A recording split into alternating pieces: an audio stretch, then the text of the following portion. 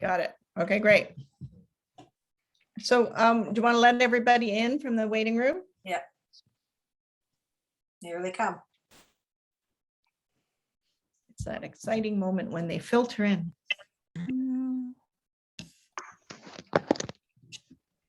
Oh, I was warned it was being recorded. Hello.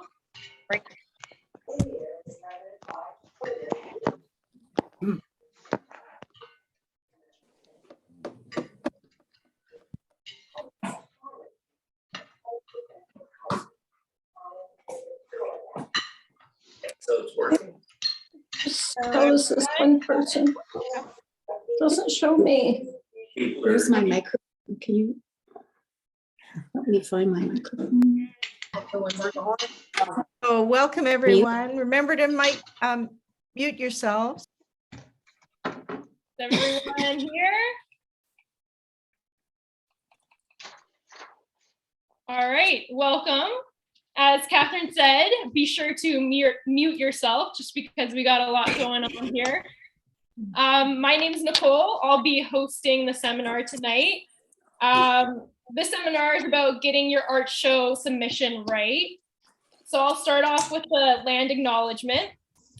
Artist Network and the Leslie Grove Gallery acknowledge the traditional territories of the Anishinaabe and the Haudenosaunee Confederacy, the Wendat peoples.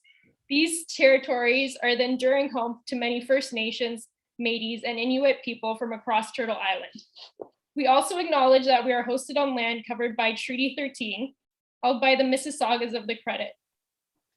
Toronto is subject to the Dish with One Spoon Covenant, which bound the Anishinaabe, Mississaugas, and Haudenosaunee peoples to peacefully share and protect the lands of the Great Lakes. In the spirit of the covenant, we are grateful to be able to meet, create, and grow together. In the spirit of peace, friendship, and respect on this ancestral land. So we'll get started now. We have our hosts, Kate Taylor and Angela Lane, as many of you probably know. You guys want to say hi? Hi, how are you? Welcome. Welcome, everybody. So as you guys know, Angela has an extensive corporate background in marketing. She usually runs the Riverdale events, and Kate has experience in over 250 art shows. So they have a lot of knowledge in this field. Thank Awesome. you. Happy to be here. Yeah, should be awesome. Welcome. So just very quickly, we're just going to kind of go through a little bit about what the Artist Network does, understanding the show, submission tips, what you do with your images, jurying, and kind of the process. We're going to incorporate not only things that you need to do for applying for the Artist Network shows, but also other outdoor shows like the Toronto Outdoor Queen West, not specifically because we're not necessarily familiar with all their specifics. And also if you're looking to submit to galleries or gallery shows, there's some certain criteria around that as well. So if you do have any questions, please put them in the chat, and Nicole and Kat will kind of keep an eye on that. But our goal is to go through this information. The show is being recorded, so you can have access to it later because there's going to be a lot of stuff here. But then we'll have a Q&A at the end where it'll be open and everyone can ask all their thousands of questions at that point in time, just so we can kind of continue it moving along. Yeah, and so also just to let everybody know, we do actually have a presentation. So I don't know how it's showing on your screen right now, but you might want to pop up to the top right, usually, of your Zoom screen, and you can actually do a side-by-side where you'll see the speaker and you'll see the actual presentation. So if you haven't done that, and Kate, maybe it's a good idea also if we ask people just so they know where the chat is, but you can even maybe put in there if you've applied to shows before or not. That would be great, because then we know who we're talking to and what the experience level might be. Yeah, so the chat is at the bottom of your screen, your Zoom screen. There should be a little, if you scroll down. Oh, I'm sorry. Also, I'd like to add, we have a Q&A at the end. So Kate and Angela will be answering questions throughout, but the bulk of them they'll be answering at the end. So if you guys just want to leave them in the chat, and then at the end, if you have a question, you can unmute yourself. Okay, we ready to go? Some fabulous pictures of our previous shows. If anybody has done them before, then you know that we always hope for super nice weather, and sometimes that happens and sometimes not so much, but that's the way it goes. The Artist Network has been providing exhibition opportunities to Canadian artists for almost 25 years. So for people who have done our shows before, you know that we're super committed to helping Canadian artists be successful, build their art practice, and use these shows as a launching point for more sales or commissions or building your relationships. One of the ways that the Artist Network is able to stay in business, we are not for profit, is through our membership fees. And if you have not already looked at it, I would strongly encourage you to take a look at the benefits of membership. So not only do we have pretty much monthly education seminars of things like working with galleries, showing internationally how to write your artist statement, how to photograph your work. We do things like how to understand how to do your digital marketing, paid ad strategies.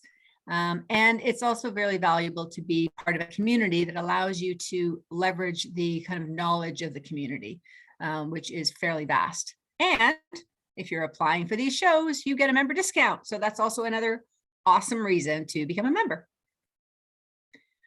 Okay, and you want to take this off? Yeah, sure. So I think we have a mixed group here tonight. People fairly new at applying to shows, but also some that have done outdoor shows or other shows for 6 to 7 years. So a bit of a mix. And some people who participate in our outdoor shows.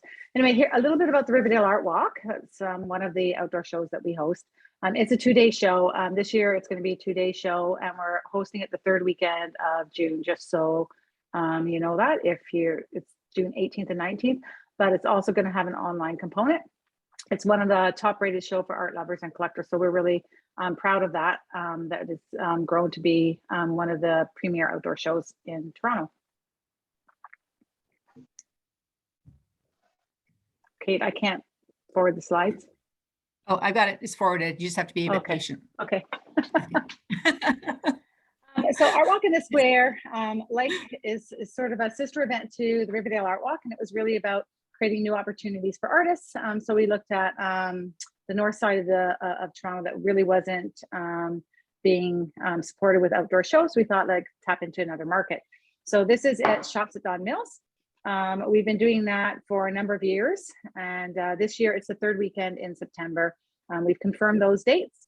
And it's 3 days, Friday, Saturday, Sunday in person. And again, online, it's online for 9 days. So it's great to have that support after the event for an online show as well.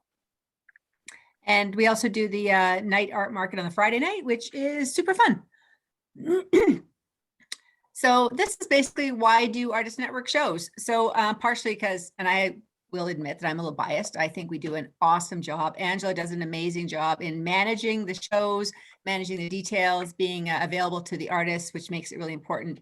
I personally think the critical thing is that it is an organization that is run by artists for artists. Everyone on the board is an artist, is a showing artist. And we remember that ultimately you are our clients. You're the ones that we need to help make successful. You're the ones that we want to be able to drive collectors to. And we are really committed to that. Our shows are fine art only. There are a lot of other shows you can do that also have fine craft and other things like that. We really want to focus on fine art only so that the collectors that come to our shows are looking for art, they're predisposed for art, and they're looking to pay the price that original art costs versus craft and functional art. So just be aware of that when you're doing your submission, that you have no functional art in your submission. As Angela said, they're consistently voted some of the best outdoor shows in Toronto. They are all hybrid. And the other way we support you is to have a really intensive orientation to make sure that you're really well prepared for the outdoor shows. For our Leslie Grove Gallery, we try and really work with engaging themes that will challenge the artist and the viewer and provide a lot of flexibility in creating those curated shows.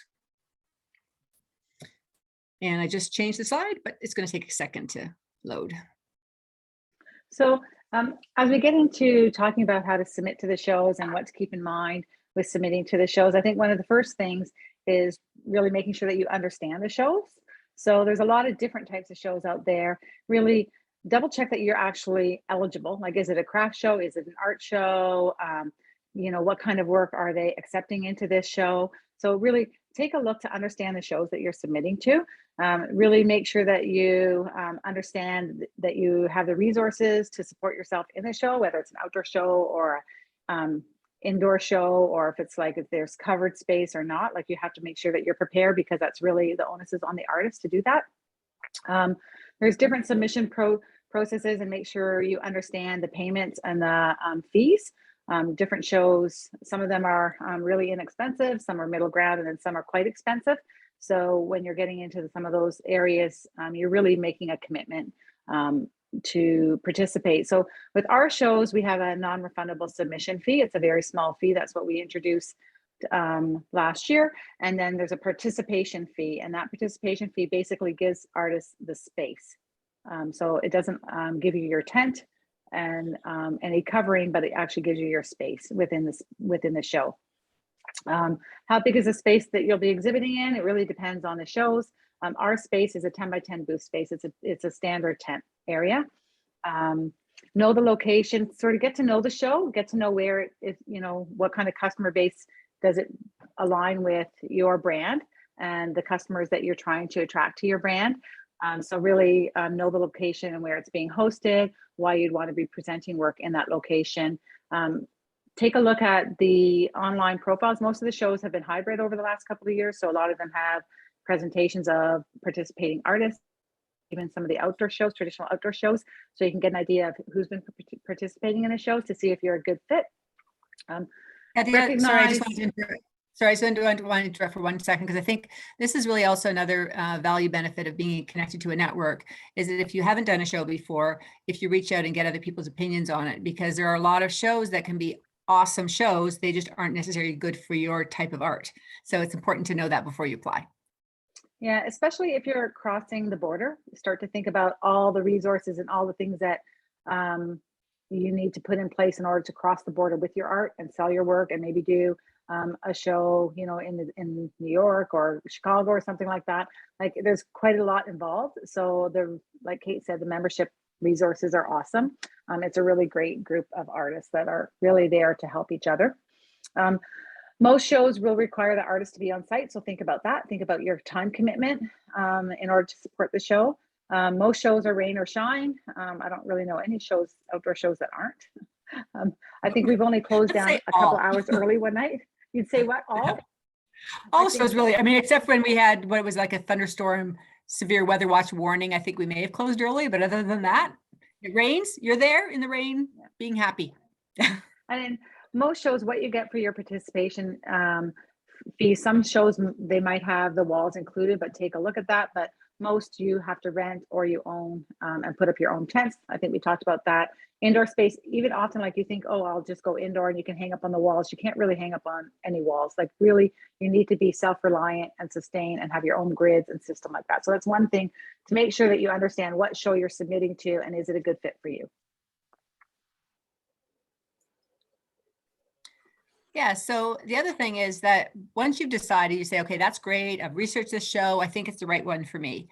It's important to take a look at the requirements and be prepared before you actually hit the submission. So read the details and understand what that particular show requires. All shows are different. And so you can't assume that what worked for one show is going to work for another show in terms of the images or the format or the number of images. Like we said before, make sure you're eligible. Read the terms and conditions. That's really where all that little niggly information will come through that will help you really understand what your responsibilities are once you sign on the dotted line to get accepted. Online is definitely becoming standard since COVID. I don't think that's going to be going away. So also, it's really good to make sure that you have the resources and the capability to create an online presence and potentially have an online store. It's a great opportunity for artists to do that. And so I would advise you not to squander that opportunity. Get someone to help you if you can't do it yourself. A lot of people, if they have problems with the submission process, it's because you're trying to do it on an iPad or a phone. A lot of these apps and a lot of these programs are not designed for that. So it is always better to do it on a laptop or on a computer. and you will find your process will go a lot more smoothly for your submissions. Make a note of deadlines in terms of when things are due and when the deadline of the submission is. There are some shows that will allow you to be a little bit late if you talk nicely to them. There are a lot more shows though that have it, once that deadline is closed, it's closed. And so it doesn't matter what your excuses were. If you missed the deadline, you missed the deadline. So make sure you kind of check that out. And if you have any questions about your eligibility, if you're doing art that is maybe non-conventional, then the best thing to do is really to reach out to the show administrator, ask them what they think in terms of whether or not they think it would be eligible or not. This sometimes happens with work that could be perceived as being functional or decorative. And so anyway, once you reach out, be patient. We're all both super busy. That's right. Be kind. Yes. Yeah. A lot of show organizers aren't working full time, so that's just something to consider when you're emailing people. So this is just a screenshot of our submission process for, I think, the Riverdale Art Walk. One of them, what's really required. Often in a lot of show submissions, they'll list what you need. So like you'll need to make sure that you have all this information, but you also, it'll outline, you know, how to title your images or what size your images should be. And I have to say that most of the submissions I've done so far, they're all like different.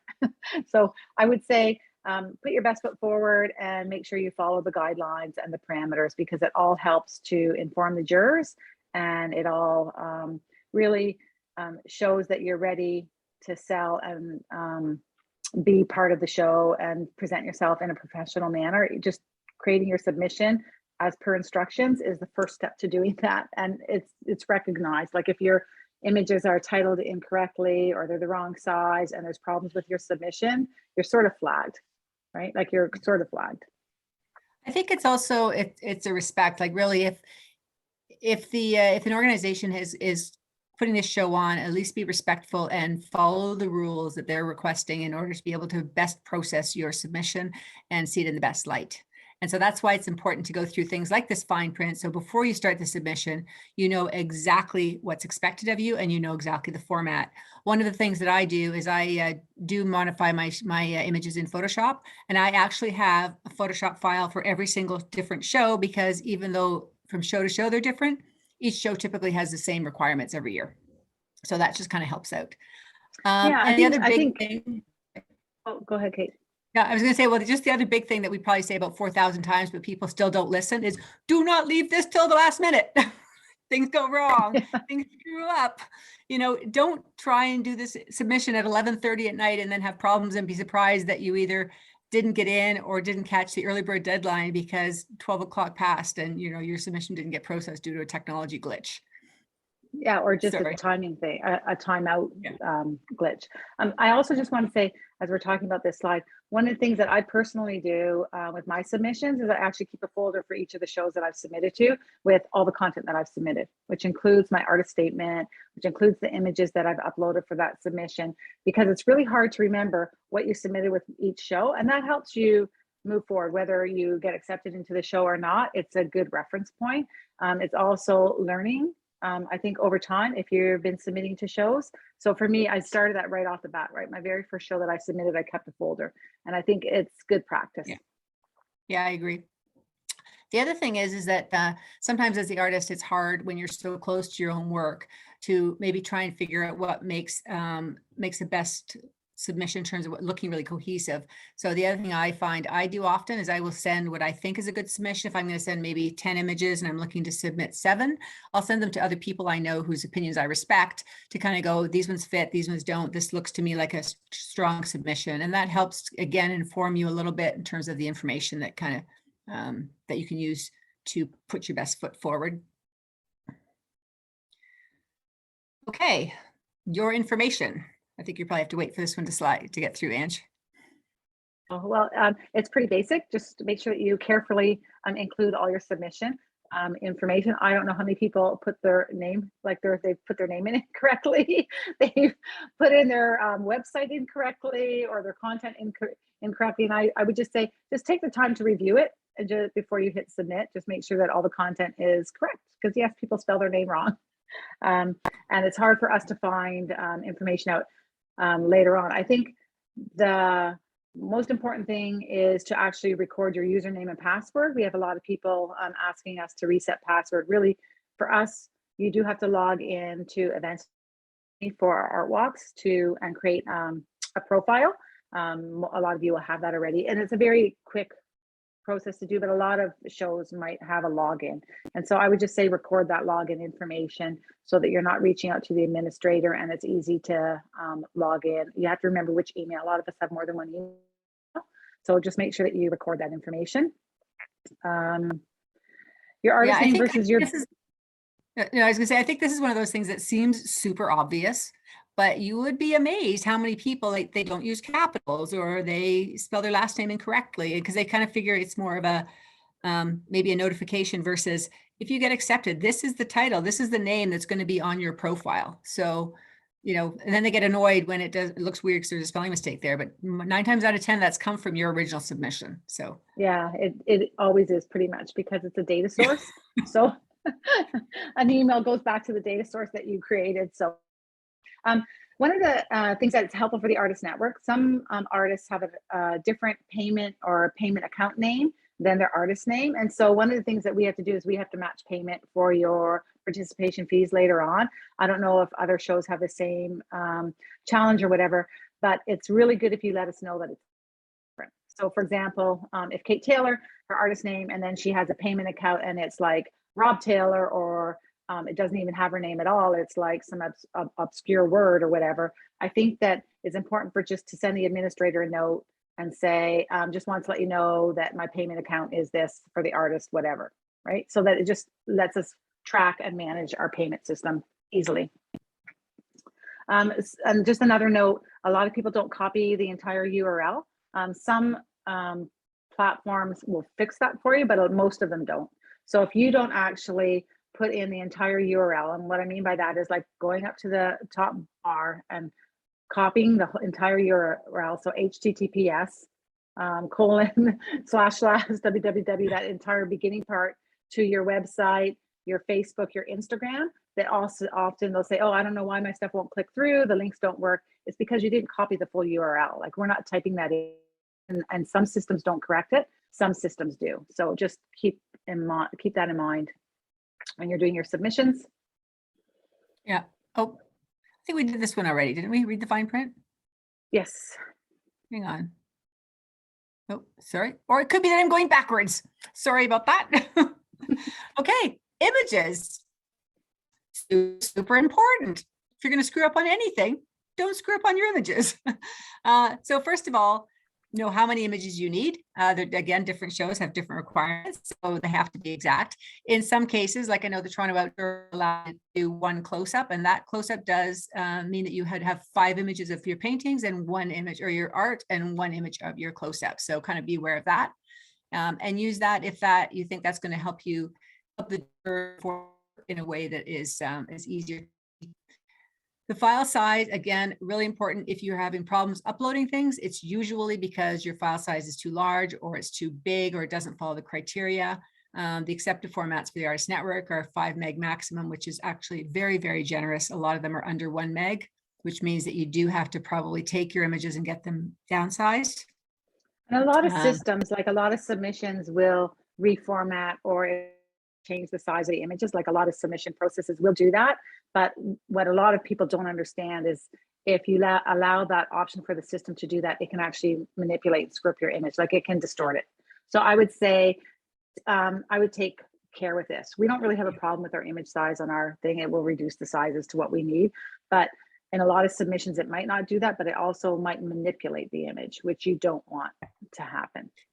And there are a few shows too that still rely on you sending an email to somebody. So again, you want to make sure that your submission actually gets to that person, as opposed to being rejected because it's too big for their email server. So basically, follow the rules and make sure your image is the right size. A lot of the images that are used as part of your submission are also used as promotional use after the fact, or after you get accepted. So just be kind of aware of that. If you're uploading something for some reason you don't want to be used in promotional literature, then I would suggest maybe rethinking what you submit, or I guess you could reach out to the organization, but that's going Yeah, to be so more. we actually do that as part of our submission. You actually sign off on the image use right off the bat.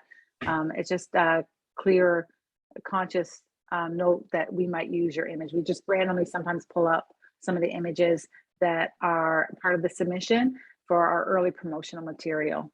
So just to make you aware that that does happen with our submissions, and I'm not sure what some of the other shows are, but I think that people, that it's often in the terms and conditions of a lot of shows. Yeah. The quality of the image obviously needs to be properly cropped and needs to be color corrected. They don't want to see other extraneous information. You don't really want to have the jury guess exactly what they're looking at, especially with stuff that's kind of a bit more conceptual. So just make sure that the quality of your image is just the absolute best it can be. And if you don't have the technical ability, then there are people that might be able to help you out. Someone who has Photoshop, or a lot of times photographers who actually take portfolios, they'll shoot your work for you and they'll color correct it and they'll give you a file that is really a good quality work. This is really worth spending the time and the energy on, because really if your images are not strong, doesn't matter how good the art is, you're just going to not get into the shows that you really want to get into. Yeah, for sure. Yeah, and titles are also really important, not even just for the outdoor shows, but more really for gallery work. I think it helps to, a unique title helps with memory, people recall it. It helps to kind of have people make a connection to the work versus, image 174 or whatever, which I think I do know some artists that do that and they have a reason around that. But I think for me personally, it's a lot easier to remember a piece of art that resonates with me. The title is something that I can kind of connect with. Yeah, so I think I just want to point out that for our specific submissions, when you upload your images, you actually have to click below that image and provide all this information. And I think as much as we say artwork titles, they're really like for referencing the work and ultimately selling the work for your end user, the jurors actually see that as well. And it does actually reference the image, and it actually can create some kind of context for what they're looking at. So I would say use that to your advantage. I don't know if that's the case for all shows, but it's definitely the case for our shows, that the jurors do see the titles of your images. They see the size, they see the pricing, they see actually, yeah, I think they see the pricing if you put it in there, but they definitely see the size, and that's important. So make sure that you complete that information. I don't know how many submissions we had where people did not complete that information last year. And it definitely hinders the jurors from making educated decisions on your submission. Yeah, but pricing you don't have to put in, right? Yeah, no, you don't have to. That's less important, but size for sure is critical, because you have to see these pieces and you're like, you can't really see very well what it is. And then you realize it's a 60-inch by 60-inch painting, and you just kind of see it a little bit more closely. And then of course, obviously your current work is always the best, because that's the stuff that you should be working on. The jury wants to see that you're doing things that are new and engaged and active, and you're continuing to move forward with your work. It's sometimes a little bit challenging to look at a submission and see that some of these pieces are from 2016, 2017, and the first question that jurors have is, are you not producing anything anymore? Are you not producing any new work? Yeah. So, and I just would like to just put another point out here just for our submissions, just because also if you can title the file with your first name, last name, start, all the other information you don't have to put in the title of your actual image file. It can just be first name, last name 1, first name, last name 2. And the reason for that is it helps me and our team from a marketing perspective promote the artists throughout the show, because sometimes we download those images from submissions and we use those for promotional material items. And if there's no name and there's nothing attached to it, there's no way we're using it. Like, it's just way too much work for me to do that. So I think just make it easy for us to understand who you are as an artist, even just for looking at your images and using your images for promotional content. Yeah. So just to confirm, the image name is first name, last name, 1, 2, 3. And then you click on the tab and you put in all the additional information, like the size and all that kind of stuff. Correct. And size is always inches for us. It's inches. Because that way it's presented the same way. Yeah. So Someone asks here how many jurors there are. We're going to talk about jurying a little bit later. And then there's some specific questions about the actual, how our art walks are going to be presented. We're not going to spend a lot of time talking about that during this presentation. I'm just going to flag that right now, because COVID will outline how we actually present in our shows, and same as the number of people. But we're gonna have a Q&A at the end, and if we have time, we can talk about some of those questions, but we are gonna talk about the jurors shortly. Yeah, this is a slide. Please don't do this. And people are going to look at this stuff and say, well, nobody would do this. And these are all examples. And there's a way worse examples of things that we have seen over the years all the time. So the first one is to not crop your work properly and have your shoes or your cat or your Persian rug that's in the back of your painting image, which makes it really difficult for the jury to be able to see it. In the middle painting, it's a combination of it's hard for a jury to understand, is this a painting that's sitting against something else, or is it a painting of a painting that's sitting against something else?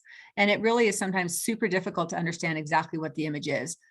Plus, of course, in addition, with the resin, you can't actually even see the piece. So we've seen submissions that are like this and worse, and it's almost a waste of everybody's time because you can't really see what's going on. And the third one as well, taking a picture in your cluttered room or in your cluttered studio, thinking the jury is going to find it really fascinating to see where you work, what your studio is like. They don't care. They just want a nice, clean image of the work that they can kind of assess. And you would be actually shocked at how often the images are really weird and hard to decipher. Yeah, and just to put a note, like your work's framed, you actually crop out the frame. So you're actually, the image that you're actually sending for submissions is the artwork. So you don't keep your frame in any or anything. Yeah. So on the good side, take good photos. Do you want to go through this one, Ange? Sure. So here's some basic suggestions. But if you actually go online and search, you know, how to take good images of my artwork, or how to catalog my artwork and stuff like that, there's a whole bunch, there's tutorials online, and there's really good suggestions on how to take good photos, whether you're on your phone or your camera. Obviously your camera is going to give you your best resolution and or your best image. I'm sorry, your camera versus your phone camera, right? But you can take images with your phone camera if you have a decent, like if it's a fairly recent phone, I guess. Use a tripod. That's always, we do get blurred images, which is very frustrating. So I would say use a tripod, use a camera versus a phone if you can. If you're using your camera, again, just search online. Think about the lighting. Some of the best ways to take photos, the way I take my photos, is on an overcast, bright day, if I can, like if I possibly can. There's been times when I've been really stuck and had to jury rig things because I just finished a painting before I had to submit to something, or before it gets sent to a gallery and I want the image for my website. But I think what you need to do is just try to take advantage of those perfect days outside. This is a day I'm going to take pictures. I'm going to spend 3 or 4 hours. I'm just going to take photos of all the work that I have upcoming for my shows. Ensure the work is squared. So this has to do with your lens. So don't go too close to your image. It's better to actually zoom in on a piece of artwork because it's less likely to become skewed. I think that's true, right, Kate? I think you have to think about the lens. What happens to having with this traditional lens is the center is really sharp and the edges, they kind of curve in, so they become a little bit blurry. So I believe it's a macro lens actually that if you use for photography is designed, so it gives you a really good flat image. Appreciate that not everybody can do that, but at least try and be aware of how you're shooting. One of the other things too is I know a lot of people will use their phone to do their editing of their images within the phones in terms of saturation and darkness. If you're going to do that, just make sure you take your blue light filter off your phone.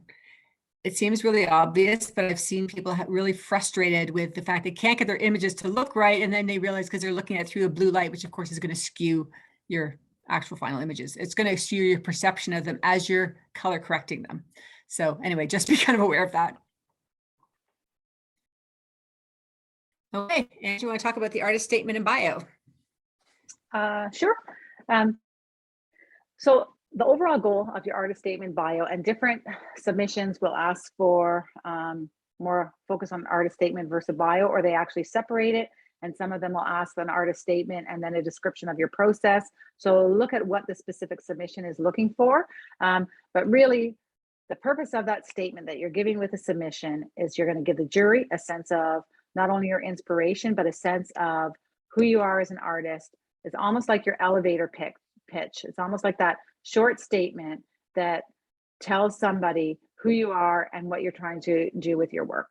That's really what you're trying to do. Like if you can summarize that and make it short and concise. A lot of submissions, like I know there's submissions that are 400 characters. I know submissions that are like 600 characters, and that includes the spaces. So it's not a lot of words. So you have to think about the length and really what's the most important thing that is going to uniquely present you as an artist. What's the most important thing that you want to share? So I would say in a lot of statements, it's going to be your practice. Make sure you include your medium. Lots of times people don't, I mean, we actually have a click down to tell the jurors what medium you're actually working on, but some submissions don't have that. So make sure in your artist statement, you indicate what your medium is, because a lot of times you'll be looking at something and you don't even know what medium the artist is using. Inspiration, education are some of the things that you could consider to put in. And I think that comes before the reference point for the user, for the end user. Your viewer and a juror can make those decisions about what impact it has on them. I would say focus on who you are as an artist and what you're trying to do, what your inspiration is. Does that seem to be, Kate, would you agree with that? Yeah, I agree. And I think that in some cases, I know especially for things like art fairs, you're asked for an artist bio and an artist statement. And remember, the artist bio is really, again, more about your training, your CV, the shows you've done. That's typically in third person. The artist statement is more of your inspiration and your artistic vision, which is usually in first person. With these, a lot of the bios that you need to do for the outdoor shows, it's a much shorter, compact. So like Angela says, you need to create your bio specific for each show, because each show will have requirements, and to try and jam as much important information as possible in there without kind of going over. A lot of these, there's some programs too that will allow you to upload more words than what they accept, but then they will cut it off. So go into Microsoft Word or something, and actually there's I'm sure Google has this as well, where you can count the characters so you know that you're exactly within the right character count. Yeah, so in Word, it's under review, and then you can look for spelling, paragraphs, and all that sort of stuff. But there's also word count, a character count with spaces, character count without spaces. So yeah, just pay attention to that. And I would say, if you're doing a submission for a gallery or some sort of contemporary type space, or more commercial type space, where they're actually presenting you as an artist and they're using your image in a gallery setting to sell your work, like on their profile, what you want to do is probably use the third person, and you want to really make sure your images are good, because those are the images that are going to be displayed to help sell your work, versus a submission that a jury's just going to see, or a statement that the jury's just going to see. If you're going to galleries or commercial type shows, then it should be third person. Yeah. So this third point actually doesn't really belong on this slide, but it is important. So although our show doesn't ask for this, there are some shows that ask for a discussion about your process of creating your art. And so how do you actually do it? How do you create your craft? A booth image, which makes sure there's no identifying signage within the booth. Everything is supposed to be anonymous, so make sure you don't kind of have your name in the booth, and sometimes a layout of your space. And one of the reasons that this is really important is that ultimately the goal of a show organizer is to create a show that's going to be really professional looking, is going to appeal to a large, broad audience of people, and that it's not going to look sloppy and kind of thrown together. And so part of this is a way of them to make sure that they understand, that you understand that this is a professional endeavor. It's your storefront and it's going to look professional. Yeah. So Pam's asking a question here. She said she's not clear on what you mean on the application for our shows, our art walks, where we had the artist statement, and then there's an option for a short artist statement. So I put that in our submission. And the reason I did that is because we start promoting the artists, and we actually do a lot of free promotion for the artists. And that short statement helps our marketing team create those social posts. So the jurors don't see that. So even if it's a little bit repetitive, it's really one sentence or a sentence and maybe two sentences that I actually download that content and I send it off to our marketing team and our social team, and they actually copy and paste those in social posts. It makes it way easier to create when we're trying to promote 150 artists or whatever, unique posts that are that resonate about that image with that artist that they're promoting. So it has nothing to do with the submission. It's more if you get into the show, but it just means my content's all there, and I don't have to go to artists and ask them to give me something else, or I don't have to The marketing team doesn't have to go visit artist websites and try to pull content and write it themselves. So it just helps us from a marketing perspective. I don't think other shows do that, but I just wanted to clarify that. That's why with that, sorry, I missed that, but that was on that slide. And really the jurors don't see that. So you don't even have to provide that if you don't want as part of the submission process. I hope that answers that question. You don't have to, but it's a lost opportunity because if you get it Yes. in, then the easier it is for us to promote you, the more likely you will to get the promotion. That's right.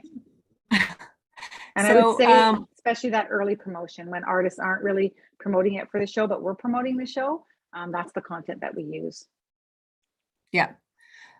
So all of our art walks are juried. I think almost all outdoor shows are juried. And the real reason is to make sure that it's a quality show that has equal and impartial opportunities. So it's not like a juror is going to kind of sit there and kind of go, oh, I'm going to let all my friends in. I don't like that person. They're not going to get in. The work really is more judged on the actual work itself and not any of the peripheral stuff around it, which is why the images are so critical. Obviously, you can be in our shows whether or not you're a member or not. There's no preferential treatment given to members versus non-members, except the price.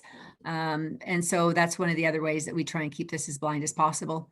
So they are adjudicated anonymously by a panel of professional artists or collectors. Those juries change for the shows and change year to year so that there's always sort of fresh eyes looking at the work. And we really try and ensure that there's representation and things across the board when we can for the art. Yeah, so there was a question earlier about how many jurors juror our shows. So last year we had a minimum of 3 jurors juror each show, and they weren't the same jurors for each show. If you can imagine the hundreds of submissions we had because we ran 3 shows last year. But really, we tried to have between 3 to 4 jurors look at each show, and that's what our goal will be this year again. So Yeah, no and one on the board, juries. Go ahead, No. Kate.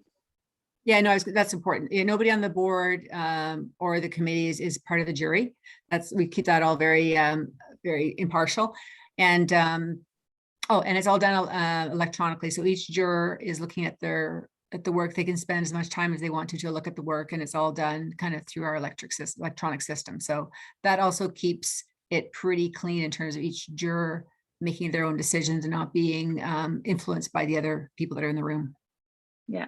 And I think the reason we want to have that many jurors also is because because there is sort of like a personal impression on artwork, right? Like there's a personal taste level as well. So that's why sometimes people will get into some shows one year, but not another year.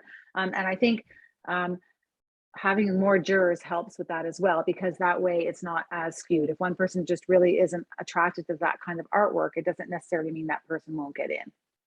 Steve had a question, just to backtrack just for a second here. For the bio, how can you make up for little if there's no formal art education? I just want to say that formal art education isn't, first of all, maybe you wouldn't focus on education then in your short little bio, but you can, Right. I don't think that all shows, they don't necessarily restrict it to that. I know even like galleries, they'll say they look for self-taught artists or people who are still learning and up and coming artists just as much as people who have formal training. I don't know if it stops you from getting into the shows. It definitely won't stop you from getting into our shows. No, and I would say too, that if you have a formal education, it's nice to put it in because it's another show of commitment to your practice. If you do not have a formal education in the arts, I personally would stay away from saying you're self-taught or you just started a year ago. I mean, just really think about if this is a job interview or a resume you're doing, put your best foot forward and don't put things in there that it's going to question how long you've been doing this, how committed you are. Like I would just not put it in it. Nobody's going to kind of look at and kind of think that you haven't included it and therefore there's a problem with that. Yeah, like if you won some sort of prestigious award, like Best in Show 2021 at whatever, and it's a prestigious show, that's something you might want to share, right? Because that might inform the jurors, like, oh my goodness, they're in this show and they got best of show. Like, let's make sure we really pay attention to this. And I think that does influence jurors. But anyway, Sure. Yeah. So the jury is looking for. Oh, go ahead. Sorry, no, you go. No, I was just going to say, there's one other question since we're just looking at a couple questions that came through. Our rock and the submission are the same ones that have to be in the show. They should be of the same body of work. So the same look and feel. When you do a submission to a show, that's the type of work you're getting accepted into for, but it doesn't have to be those pieces. Unless, for example, you're submitting to a gallery show or something like that, where you're submitting that particular piece of work for that group show, then yes, you need to hold that piece for that show until you hear back from the show whether you're in or not. But these art walks and most shows, it's really a representation of the work that you're going to have in your booth. That's really, hopefully that answers that. So yes, sell it. Yeah, for sure. We're always huge supporters of sell the work if someone wants to buy it. But I Yay, think the you other sold the thing too, piece. that it's really important. It's also important too, though, then, you know, to really at the show, then at the outdoor show, you get accepted and you're building your booth or your tent, make sure that work is representational of what you submitted with and therefore what's on your profile. You know, if you decided to all of a sudden change your body of work, that's cool for you, but that's not the place to launch it if that's not what you've submitted with. Yeah, and I would So say the if there was a challenge, like if, you know, the submissions are now and Art Walk in the Square is until September, and you did something like let's say you're a mixed media artist and you introduced a new element or whatever, and you think your work's kind of different and quite different, just reach out to the show administrator. Often they'll just look at it. And honestly, if you're showing artists and you got in, they know what how the juror rated you and stuff. They'll look at that and they'll just look at the piece and say, yes, that makes sense for sure. You can add that into your booth, right? Like just reach out to the administrators in the show. I don't know a show that won't do that, but yeah, most shows are pretty good about that. So the jurors are looking for kind of technique, originality, and consistency. So the technique really is about how proficient you are at creating the work. And this is where, you know, having things properly finished and, you know, and things are really important. That's one's pretty obvious. Originality is, you know, what makes your work stand out. And, you know, of course, it's very difficult to be totally 100% incredibly original these days. Well, anytime, because everything's built off something else. But really, it's kind of like, does your work look like a whole bunch of other artists, or is there something about it that kind of says, yes, that is your work, and it's got kind of your kind of look and feel around it. And then consistency, which is probably the one where most artists drop the ball on, is making sure that the pieces you're submitting look like they all belong together from the same artist. This is not the place to tell the juror that you do drawing and you do paintings of horses and you do trees and you do some abstract. That's going to totally not help the jury. You want the work to be consistent. You want it to look like it fits within the same body of work. You want to have the mark making be similar so that it's very obvious it comes from the same artist. For gallery shows, really make sure that what you're submitting fits to the theme. And often within these shows, certainly with Leslie Grove Gallery, if there is a theme to the show, then you're asked to write a statement that reflects why you think that this piece reflects the theme of the show. Again, like with the bios and the artist statements, spend the time to make sure that you really consider it and fill it out properly. Sometimes we have stuff where you kind of wonder why they submitted to a certain theme, because it's hard to understand how that connection is made. So don't make a juror work too hard about making that connection, make that for them. The other thing is a website. Our jurors don't look at websites for the outdoor shows. But there are some organizations that do. And so really it behooves you to have an updated website, make sure that it's easy to read, easy to navigate. It's got current images on it. Whether or not you have pricing or not is your own personal decision. But I think that it's just really important for it to be pleasant looking, make sure it looks professional, so that again, the show organizer will feel comfortable that when you show up, you're going to have a professional looking face to the show. yeah, so I just like to point out that in some shows, the jurors specifically look at that, like it's part, and in our submission, it's part of the submission application. The jurors don't actually see your name and they don't see your website and they don't see your Instagram unless they know you as an artist and they want to look something up. Or if someone reached out to an administrator and asked a question, we would give them that information. But when the jurors actually review our submissions, they don't see that. Just wanted to let people know that. Somebody has a question here. Can you have two different bodies of work? Can you submit two separate applications? We actually have an artist that has two booths almost every year, and they're two very separate bodies of work. And so, yes, we do accept that into the show. I have to double check that I've actually allowed that in the submission process. So if you're trying to do that, reach out to us, but I'll double check the submission process that allows people to do two submissions. And I think other shows do that as well. So there's some other shows that allow that as well. Yeah. Event submission process. So we use a platform called Eventany. For those who aren't familiar with it, you have to create a profile first, which is like basic name, address, person information. And you need to log in to submit to the shows once you actually, it's part of the submission process. So if you click on our submission link, you'll have to do that first. Then each show is a separate submission. We would recommend it not doing it from your iPad or phone. We recommend using a computer to actually complete your submission. I know there's some glitches and there's some issues sometimes with using tablets. So I'll just flag that. And it's not something that we can solve. It's just a tablet issue. And I think that's for other submissions as well. And I just can't stress enough, please don't leave this to the last minute. Every year I get emails from people who missed the submission by 5 minutes. They were just about to push the submission button and they didn't get it in, or like, so I would just say, please look at the dates and please complete your submission. Don't do it the last day. Yeah, All I can or say, even a lot of times too, we have situations where people have just missed the early bird deadline and then they call us and they want to pay the early bird price versus the regular price because they got their submission in too late. And unfortunately, the reality is that if you miss the deadline for early bird, then you don't get the early bird price. Something else is actually just really important, which I don't think we put in here, is that there is early bird pricing. And there is also member pricing for all of our shows. It's just important to note that you need to sign up and be a member first before you do your submission. You can't do your submission, then wait to see if you get accepted, and then become a member and then get a member price. You have to be a member at the time of submission. Mhm. So the other thing too is our payments for the submission is done through PayPal. So through PayPal, you can either use your PayPal account or you can use a credit card. So if you do not have a card, you are not able to pay by check or cash or Bitcoin or anything else. You have to just find a friend who you can borrow their credit card and use that and pay it back. And then just remember to let us know that the credit card name does not match the artist application name.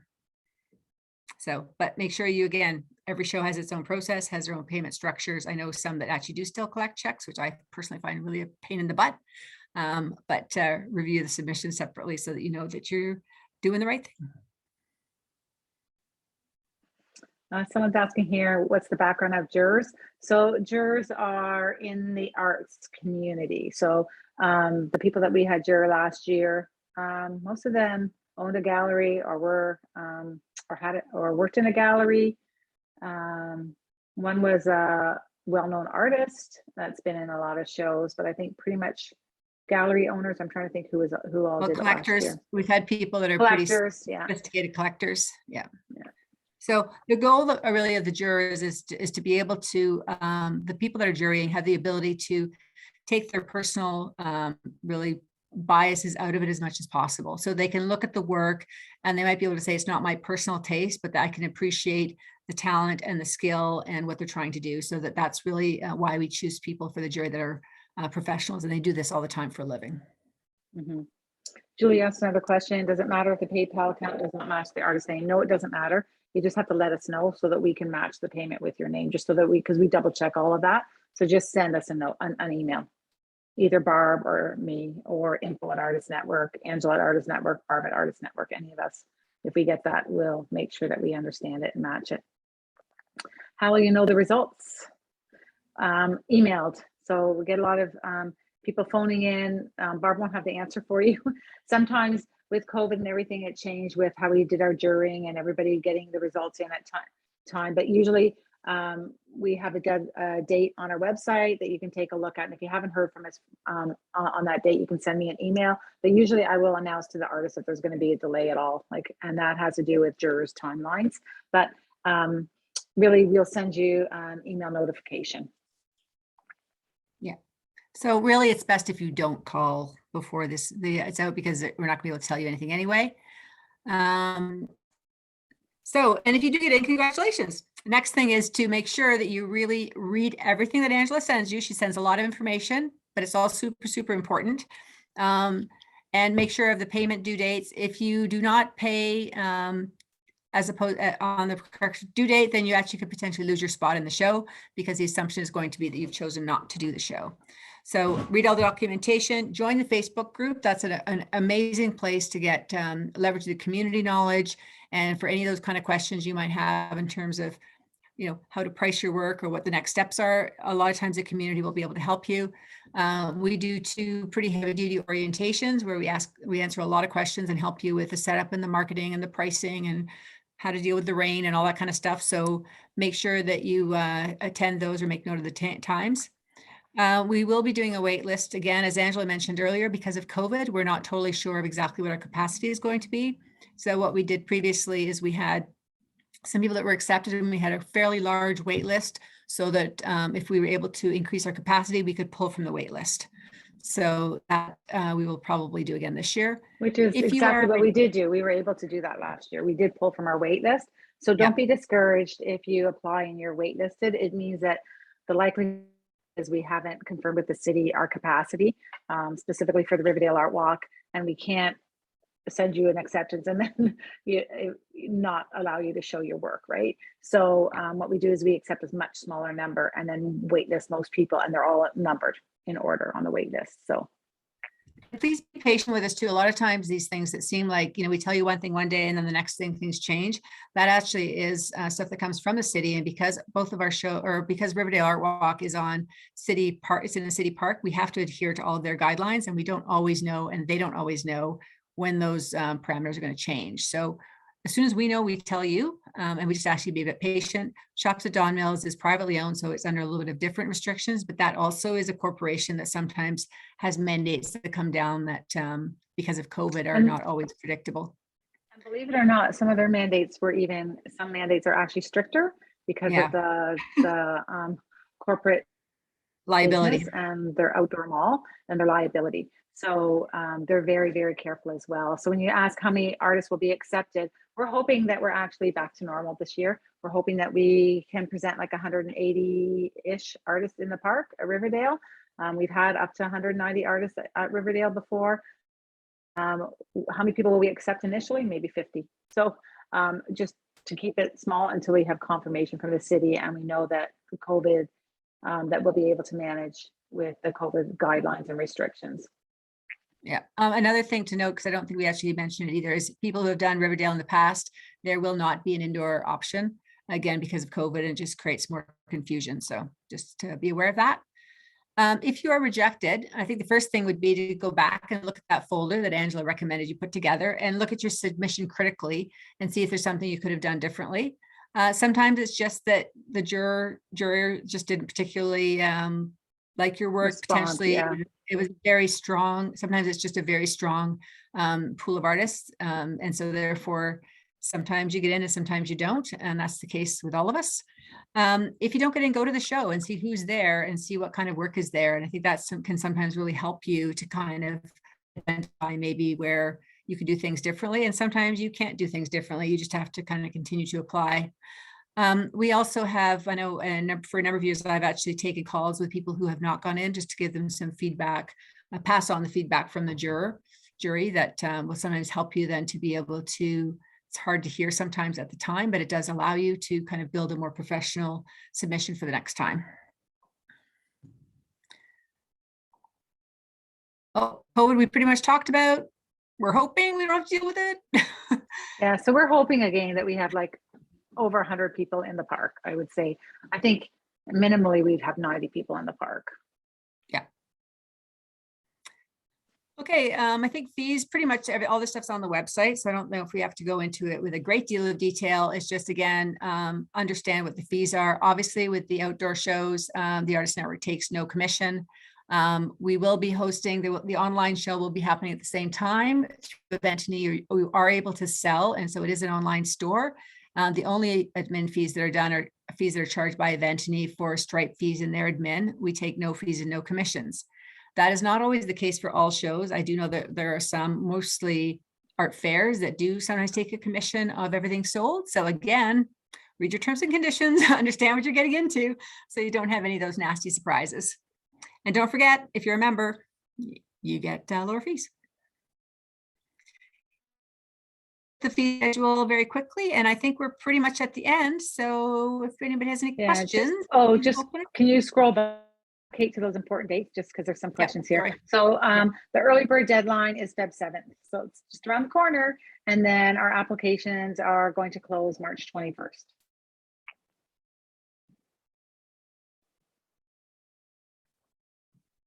Okay, are there any So questions? you can see the difference between member and the non-member rates, and then whether you're early bird or regular. So if you apply, the cheapest obviously is applying early.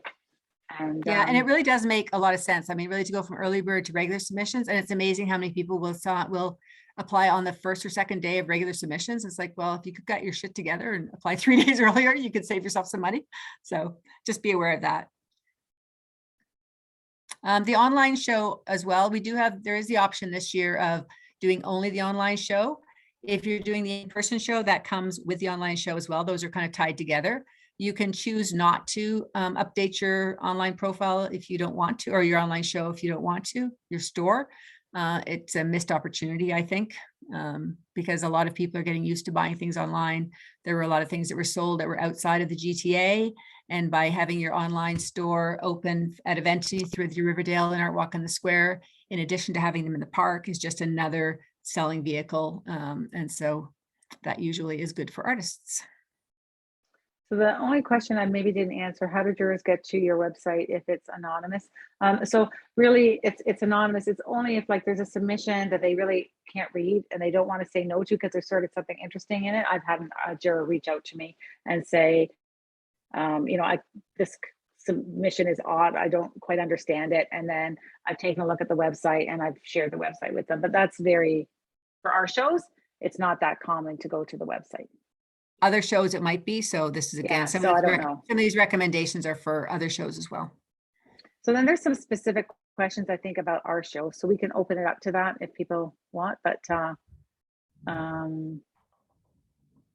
is it possible to show the same work in more than one show, or is that frowned upon?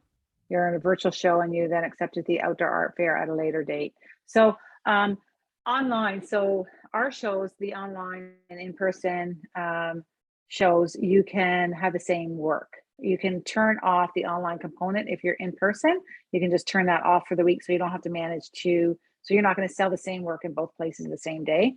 I don't know about other shows. I think that you want to, I guess the artist needs to manage that themselves. So if you can manage where your work is, we really recommend that you keep a body of work for a show.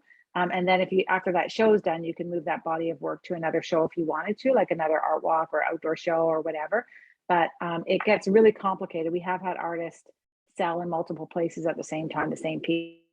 And it's great if you could just create another piece, but that may not. It's also kind of embarrassing, but I think the reality is that, you're probably not going to have so much work that every single show you do is going to be a different body of work or have different pieces of work within your tent. Like if you go from Riverdale Art Walk to Cabbage Town to whatever else. The other thing that I have personally experienced after doing so many shows is that I'll have a piece that might have been in 2 or 3 previous outdoor shows. Someone will come and talk to me. I know they've been at the other outdoor shows and they will swear to me that painting has never been seen before and it was never in my tent. And I know it was. So I would not stress too much about that. Like, so if you have pieces that are strong, sometimes it's a matter of the right person coming by the tent and being ready to pull the trigger and buy.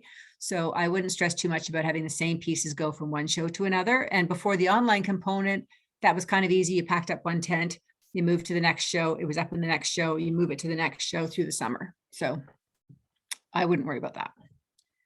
Yeah, and I think we closed I don't know if we're overlapping our online show, but you have the ability as an artist to turn off your storefront. So let's say the weekend after Riverdale Art Walk, our online show's open and you're actually at another show that weekend. I don't know what your, what your calendar is, but if you're at another show, you can turn them off. So there's a feature there and people can go over to your website, but you can actually turn off the ability to purchase it.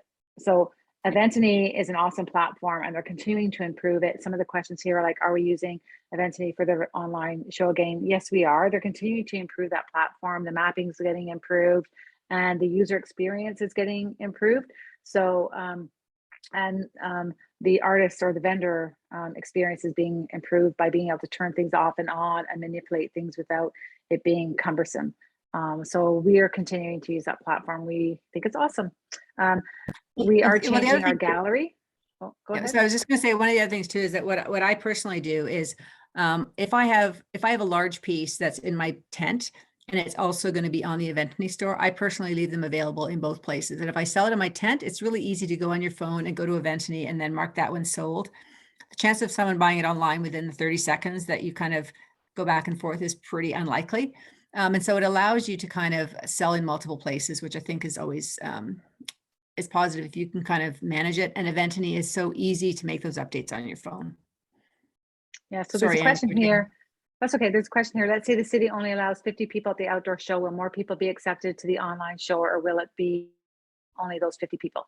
So the online show would have potentially more people. I really don't think we'll be hosting just a 50-person show, but the only reason I said 50 is like we'll probably send out an acceptance first to the first 50, and people might be waitlisted because we won't run the show if we have less than 50 people in person.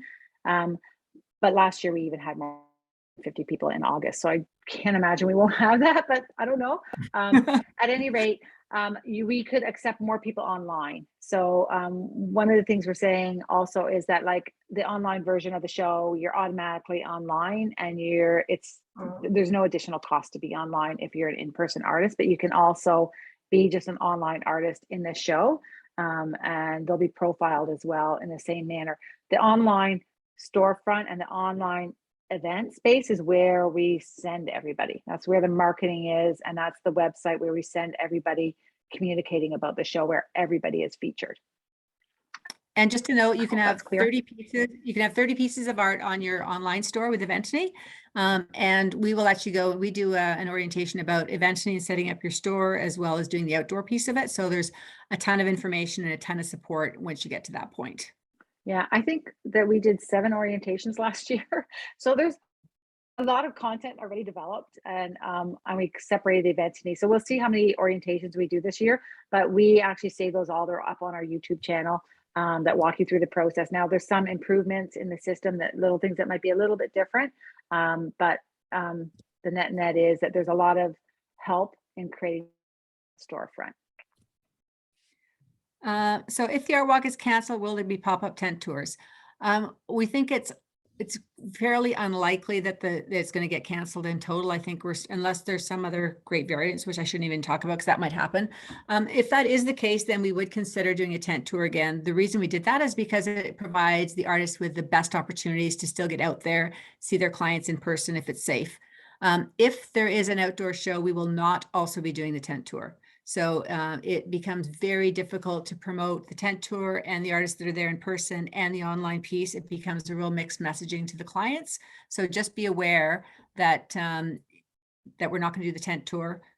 Well, you can have the tent if you want, but we're not going to be promoting the tent tour at the same time as the outdoor show will happen. Yeah. So as an artist, I've seen people piggyback shows do this last year. Like they're online and they said, oh, I'm online, I'm part of this show or whatever, and I'm going to be setting up today. I have a gallery, my studio's open for visits, and I'm presenting my work in person. You can do that, promote that to your audience, and it gives you an opportunity to maybe market yourself to your audience, but we won't be promoting it. I won't be adding that to a map to send somebody 40 kilometers away. Like it's not really a tour, and we're too widespread, the GTA, which is where most of our artists are from, but even beyond that, it's very mixed messaging in our marketing and communications.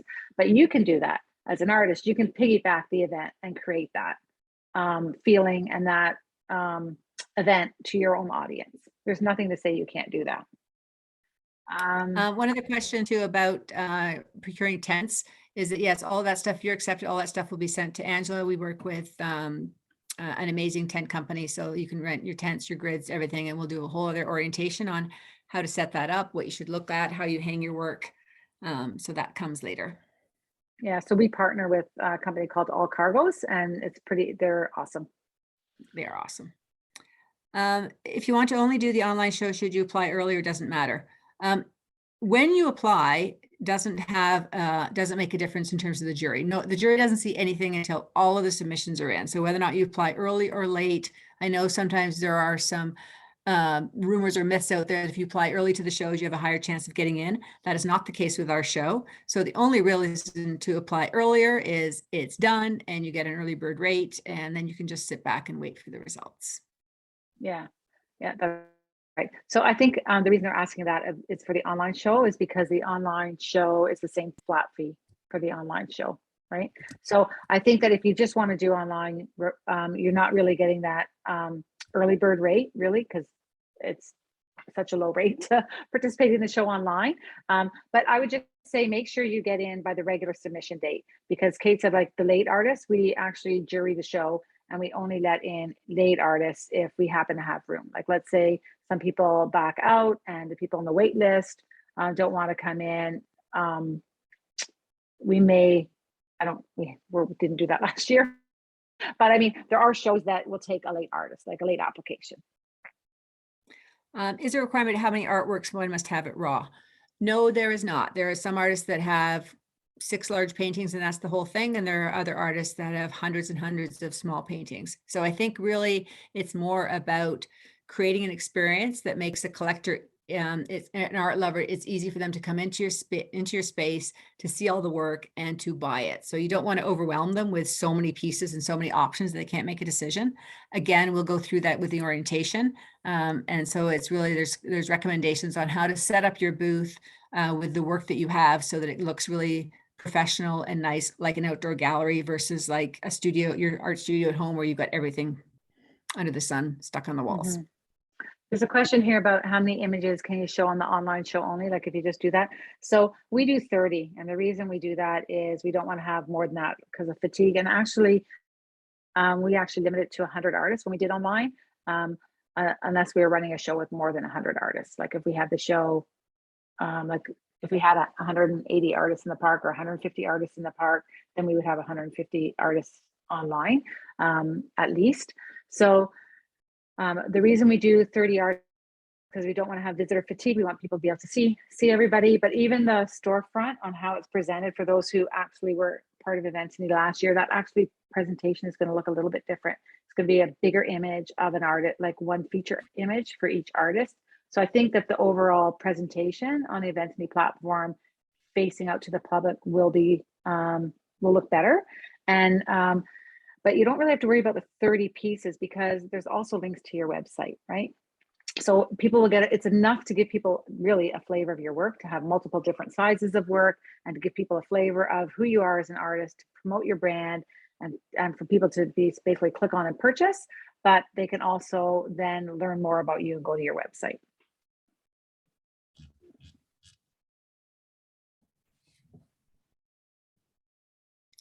So online only submission should be done as early as possible, even though the fee is the same if you want to get in.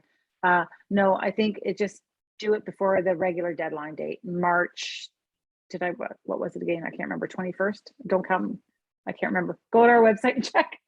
But there's no benefit. There's no benefit to doing it early. There's no benefit to waiting to the last minute either.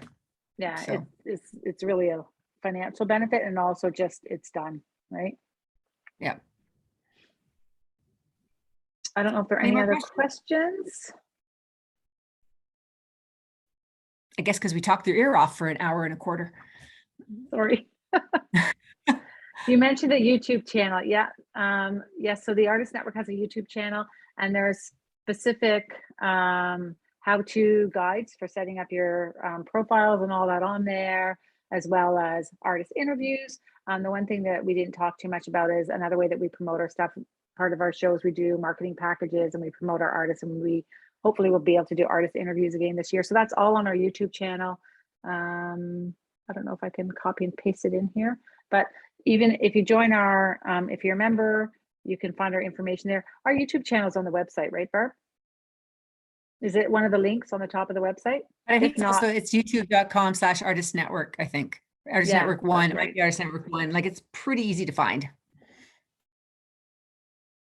Can you give website info later as you're still working on it? Yes. So with our profiles, like if you're in the show, like if you get, so first of all, the jury's not looking at your website for the submission for our shows. If you're working on the website, I would just say you probably it's great to get your website done whenever you can, but it doesn't stop you from being in our shows. Can you give that information later? The one great thing about the Events.me platform, it's not like you give your information to a show and they upload 3 images and that's it, and your bio and your artist statement and nothing ever changes. Your profile on the Events.me store, you can change it, you can edit it whenever you want, up to and including throughout the event. So if you had 30 pieces and you sold 20 of them already and you want to change those up, you can just take those pieces off and put 20 new ones on. If you want to change your profile and how you did a video because you were in person at Riverdale on the weekend, and now you want to upload that video to your profile, you can do that. So it's your promotional opportunity and your marketing opportunity, and you manage that. One thing we will be doing this year is we will be profiling all the participants ahead of time in another gallery. And again, you will have access to that information and can change that information as you will. I think there's a number of artists that actually use their Eventany store for these shows as their online e-commerce platform, because it's easy to use, it's easy to update. The fees you pay are the fees that you would pay through any kind of online organization, which takes their Stripe fees or credit card fees or whatever. So it's a very powerful tool that is very flexible and gives you a lot of ability to take this and use it on your own, that is kind of separated from the art show and from the artist network. So Barb put the YouTube channel link in the chat for anybody who's looking. Wow. What's with that name? We need to change the name of our YouTube channel, Barb. That's terrible. I don't know why it's like that. I think, you know I don't what? know why. You know what we need you guys to do? It might be you have to have so many followers or subscribers, YouTube subscribers.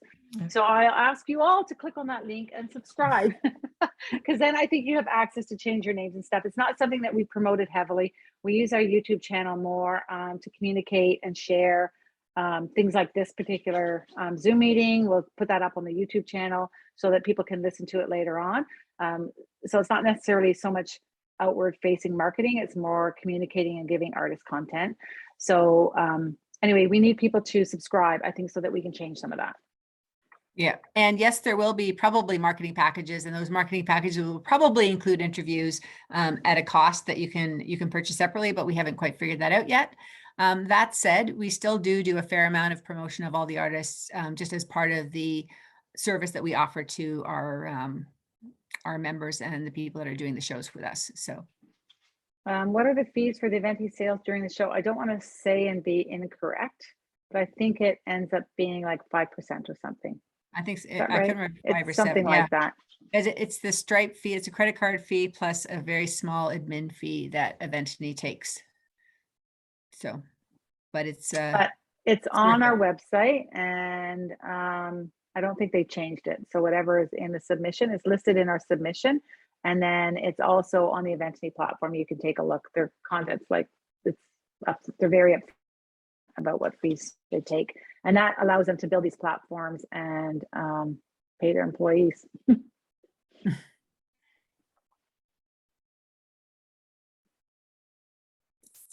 Okay, well, it looks like we've got some people that are pretty excited to do their submissions. We're looking forward to seeing everything.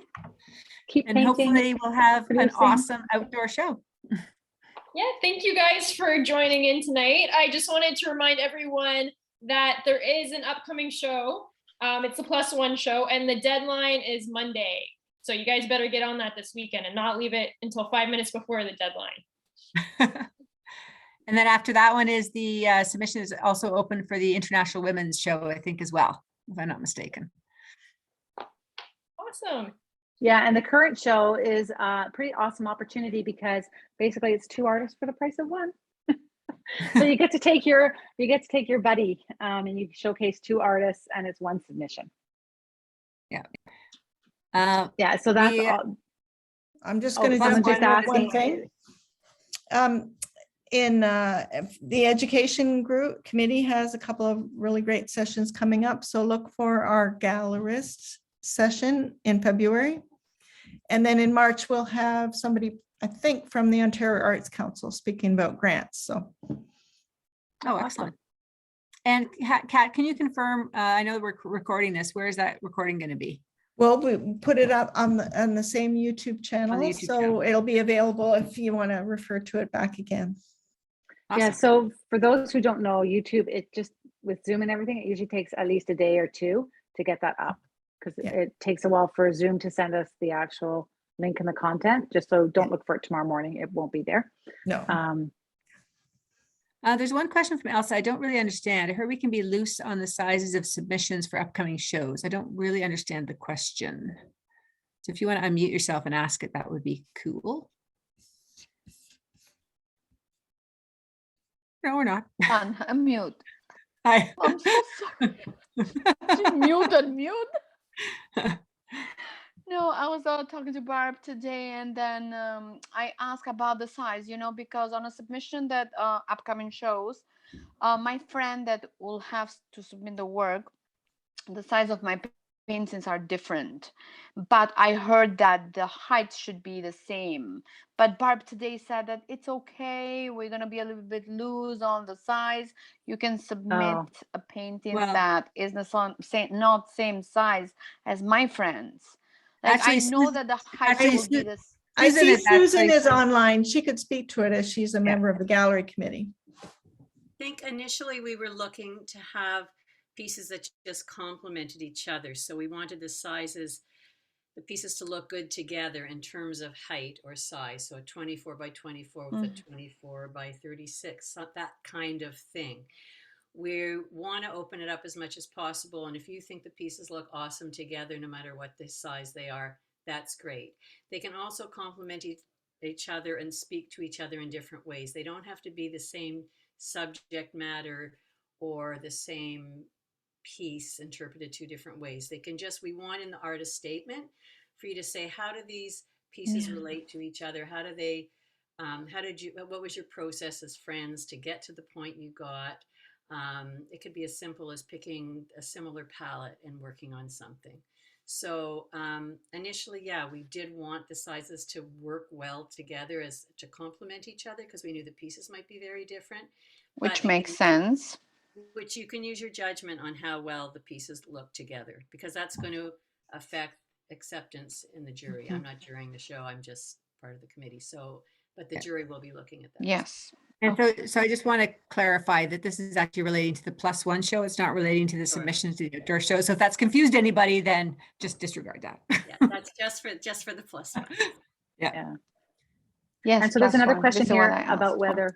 whether the +1 show will be online only. So it really depends on the Toronto guidelines, COVID guidelines at the time. We're hoping that it's actually going to be in the gallery, hung in the gallery. But if we have to be closed, then it'll be an online only show. Okay, So we will think wait to see what that's Toronto says.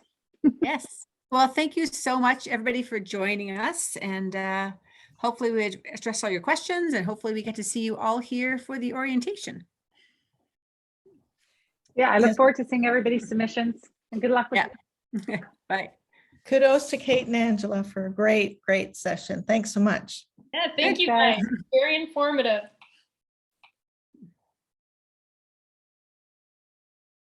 Good night, everybody.